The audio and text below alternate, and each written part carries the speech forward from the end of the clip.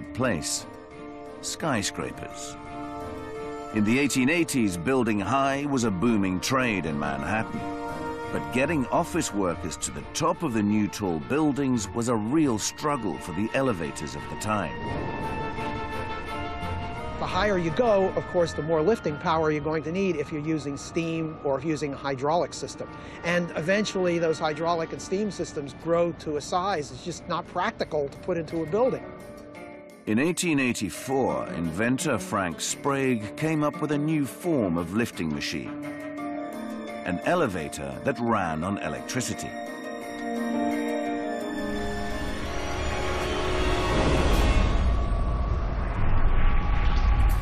It was the perfect vehicle for shuttling people up and down skyscrapers.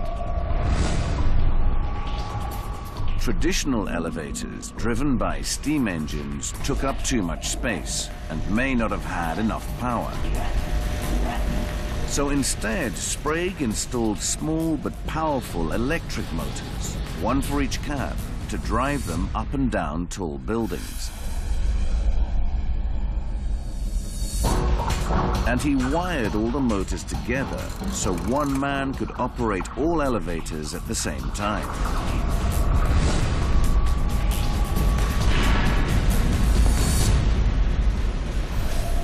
Sprague's invention revolutionized elevator technology and allowed skyscrapers to grow ever further into the sky over Manhattan. But the real breakthrough came when Sprague put his motors into other forms of transport. Several years later, he got an idea.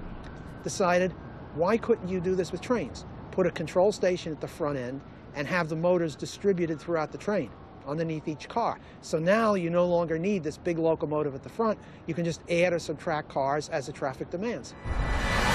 Sprague turned the idea of the electric elevator on its side and transformed it into a radically new type of underground train. Instead of a single lumbering steam engine at the front, there was a driver operating a switch that powered small electric engines fitted in every single carriage. Their power reached almost every wheel, giving the whole train more traction. Now there was almost no limit to how long a subway train could be.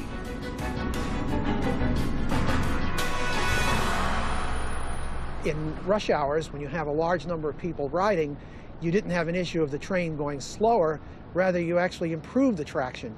And because the power is spread out the length of the train, you get much better acceleration.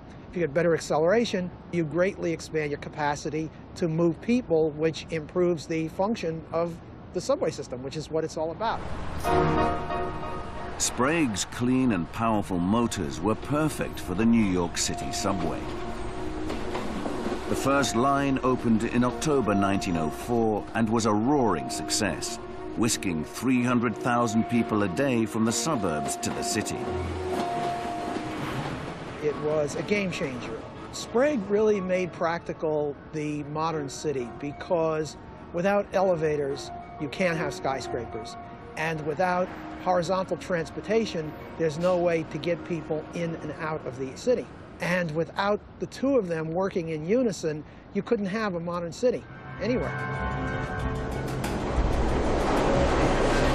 Sprague's genius lives on in a new generation of faster, stronger, and safer trains, engineered for the London Underground today.